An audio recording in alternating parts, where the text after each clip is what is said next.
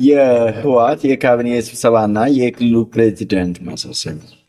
ህዝባዊ ወያነ ሓርነት ትግራይ ህወሓት ማክሰኞ ዕለት ዶክተር ደብረጽዮን ገብረ ሚካኤልን የክልሉ ፕሬዚደንት አድርጎ ከመረጠ በኋላ ዛሬ የካቢኔ አባላትን ጥሪ አድርጎ ስራ ጀምሬያለሁ ብሎ ስብሰባ መቀመጡ ተሰማ።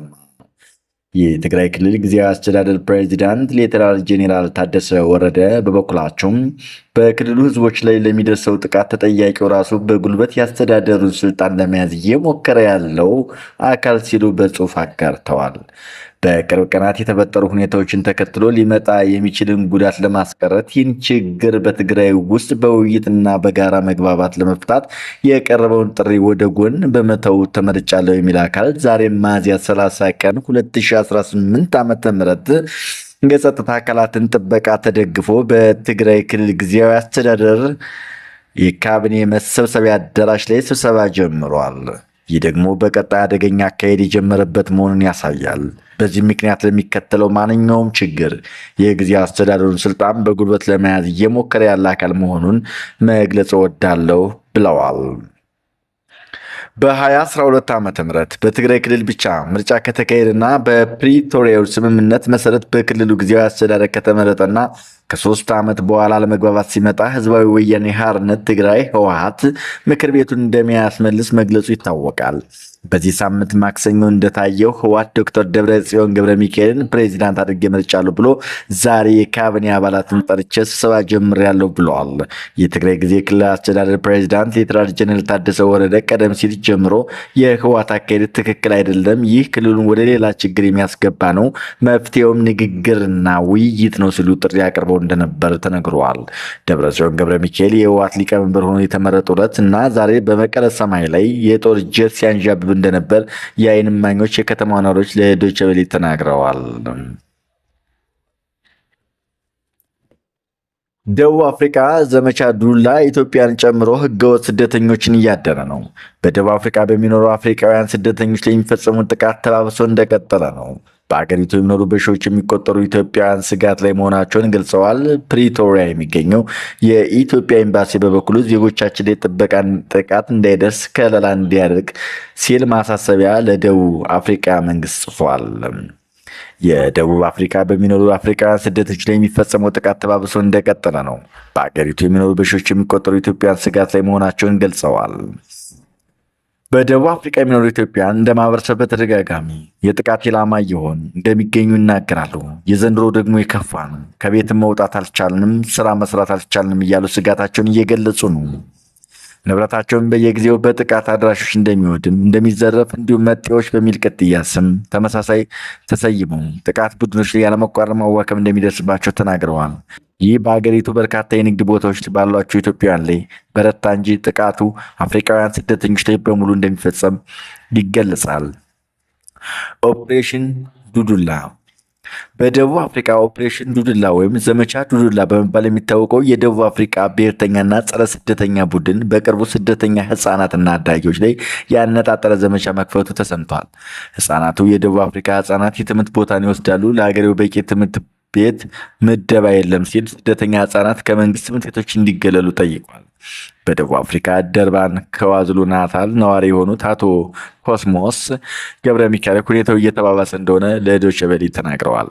ሁኔታው እየተባባሰ ነው ያለው በሆስፒታሎች እንዲሁም በትምህርት ቤቶች የልጆቻችን ቦታ ወስዳቸዋል በሚል የተጀመረው አሁን ከሀገር ውጡልን የሚል መደምደሚያ ላይ ደርሷል። እንደሚታወቀው ደቡብ አፍሪካ ከፍተኛ ስራ አጥ ያለባት ሀገር ነው። ዜጎቹ ለስራ ማጣታቸው ምክንያት ስደተኛ እንደሆኑ አድርገው ነው የሚደመድሙት። በሀገሪቱ የሚካሄደው ምርጫ እየደረሰ በመሆኑ ፖለቲከኞችን አጋጣሚ በመጠቀም ይህን ስራ አጥ ህብረተሰብ እንዲህ እያሉ እየነገሩት በመሆኑ ዛሬን ጨምሮ ካለፉት 3 እና 4 ሳምንታት ጀምሮ ደርባን ከተማ ላይ ያለው የውጭ ዜጎች ሱቆች በሙሉ ተዘግተዋል። ኦፕሬሽን ዱዱላ ወይም ዘመቻ ዱዱላ በአገሪቱ ውስጥ የሚኖሩ ውጭ ዜጎች በግብር ከፋዮች ገንዘብ የሚንቀሳቀስ ሆስፒታልን ብሎም ተቋማቱን መጠቀም አይችሉም ሲል የተቋማቱን በር እንደሚዘጋም ታውቋል። አቶ ኮስሞስ እንደሚሉት የደቡብ አፍሪካ መንግስት ነገሩን እያየ ዝም ማለቱ ሁኔታውን ወደ አስከፊ ሁኔታ እንዲባባስ አድርጎታል። ለጥቃቱ መባባስ ዋና ምክንያት ደግሞ የመንግስት ዝምታ ነው። የደቡብ አፍሪካ መንግስት ይህን ጥቃት ለማስቆም እስካሁን የወሰደው እርምጃ የለም። የደቡብ አፍሪካ ፕሬዚዳንት ሲሪል ራማፎዛ የጸጥታ አካላት ይህን ጥቃት እንዲያስቆሙ ትዕዛዝ አስተላልፈው ነበር። ይሁንና የጸጥታ አካላት እንዲሁም የአካባቢው አስተዳደራት እስካሁን ምንም እርምጃ አልወሰዱም። ጥቃቱ ሲፈጸም ከበላይ ትዕዛዝ አልተላለፈም ሲሉ ነገሩን እንዳላየ ነው የሚያልፉት። ይህን በአፍሪካውያን የውጭ ዜጎች ላይ ያነጣጠረን ጥቃት በተመለከተ ኢትዮጵያውያንን ጨምሮ ጥቃት የሚደርስባቸው ዜጎች መንግስታት ምንም አይነት እርምጃ እየወሰዱ ነው። በፕሪቶሪያ ደቡብ አፍሪካ የሚገኘው ኢትዮጵያ በኤምባሲ ደረጃ መግለጫ ማውጣቱን አውቃለሁ። እንደሰማሁት ቦትስዋና፣ ናይጄሪያ እና ታንዛኒያ ጠንካራ እርምጃ ለመውሰድ እየሰሩ ነው። እነዚህ ሀገራት ደቡብ አፍሪካ ውስጥ ያሏቸው ዜጎች በጣም አነስተኛ ቁጥር ነው። ነገር ግን ለምሳሌ ቦትስዋና ለደቡብ አፍሪካ የምታስተላልፈውን የኤሌክትሪክ ኃይል ማስቆም እንዲሁም ድንበሯን ለመዝጋት የወሰነችበት ሁኔታ አለ። ታንዛኒያ በሀገሯ ላይ ያሉ የደቡብ አፍሪካ ዜጎችን የምታባረርበት ሁኔታ እንዲሁም የናይጄሪያ መንግስት በፓርላማ ደረጃ ፕሬዚዳንቱ አስቸኳይ እርምጃ እንዲወሰድ ጫና እያደረጉ ነው። በሌላ በኩል የናይጄሪያ መንግስት መሪ ሀገራቸውን ለመመለስ የሚፈልጉ ዜጎችን ከደቡብ አፍሪካ ለማስወጣት ስራዋ ጀምረዋል። ሞዛምቢክን ጨምሮ ብዙ የአፍሪካ ሀገራት መግለጫ ወጥተዋል። ሞዛምቢክ ድንበሯን እስከ መዝጋት ለመድረስ እየሰረች መሆኗንም ሰምተናል። በሀስ ደረጃ ለማስቀመጥ ቢከብድም በደቡብ አፍሪካ በንግድ ደረጃ ኢትዮጵያ በጣም ብዙ የሆኑ የመካከለኛ ንግድ ስራ ከሀገሪቱ ከጫፍ እስከ ጫፍ ተቆጣጥረው ይገኛሉ። በደቡብ አፍሪካ ከሚኖሩ ውጭ ዜጎች መካከል ኢትዮጵያን በርካታ የንግድ ድርጅቶችን ያንቀሳቅሳሉ ያሉት አቶ ኮስሞስ ቢሆንም ከማህበረሰቡ ጋር ባለመቀላቀላችን ይህን አይነት ከፍተኛ አደጋ ሲደርስ ጉዳቱ አነስ ያለ እንኳን እንዳይሆን ያደርገዋል ብለዋል። ከ15 እና ከ20 ዓመታት በላይ በደቡብ አፍሪካ የሚኖሩ ኢትዮጵያውያን አብዛኞቹ ወደ ሀገራቸው መመለስ ቢፈልጉም ቤተሰቦቻቸውን ይዘው ኢትዮጵያ ውስጥ መኖር ልጆቻቸውን ትምህርት ቤት ለማስገባት ሊደርስብን ይችላል ያሉትን ችግር በመፍራት አሁን እዚያው በደቡብ አፍሪካ ለመሆን እንደተገደዱ ተናግረዋል። የደቡብ አፍሪካው ስደተኛ ጠል ድርጅት ዘመቻ ዱዱላ በበኩሉ ስደተኞችን እየገደለና ንብረታቸውን እያወደመ ያለው ቅድሚያ ለደቡብ አፍሪካውያን የሚል መፈክርን እያሰማ መሆኑን የተለያዩ የውጭ ሀገር መገናኛ ብዙሃን ዘግበዋል። አዜብ ታደሰን ሸዋይ የለገሰን ጠቅሶ ዶይቼ ቬለ ዜናውን ዘግቦታል።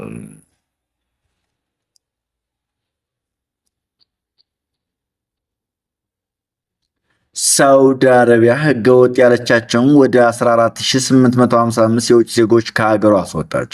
ወደ 11300 የሚሆኑት ደግሞ በቁጥጥር ስር መዋሏን የሀገሪቱ ውስጥ ጉዳይ ሚኒስትር አስታውቋል። በቁጥጥር ስር ከዋሉትና ወደ ሀገር ቤት ከተጠረዙት መካከል 54 በመቶ የሚሆኑት ኢትዮጵያውያን መሆናቸው ታውቋል። እጽ በማዘዋወርና በሌሎች ወንጀሎች ተከሰው በሳውዲ እስር ቤቶች የሚገኙት ከ65 እስከ 200 የሚደርሱ ኢትዮጵያውያን እንዳሉም ተዘግበዋል።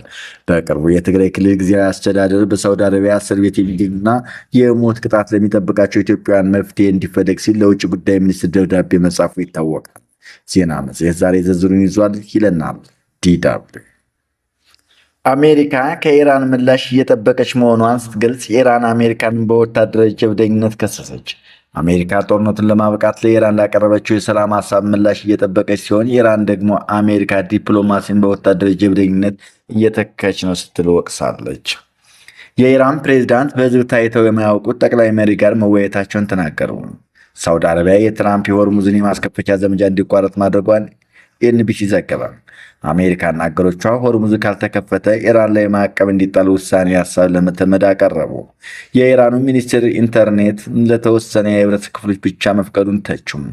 ፈረንሳይ ሆርሙዝን ለሚካሄድ ተልዕኮ አውሮፕላን ተሸካሚ መርከቧን ማንቀሳቀስ ጀመረች። እስራኤል ቤይሩት ውስጥ በፈጸመችው ጥቃት የሂዝቦላ ጦር ከፍተኛ አዛዥ መገደሉን ዘገቡ። ዜናዎቻችን እነዚህ ነበሩ። አብራችሁ ስለነበራችሁ እናመሰግናለን።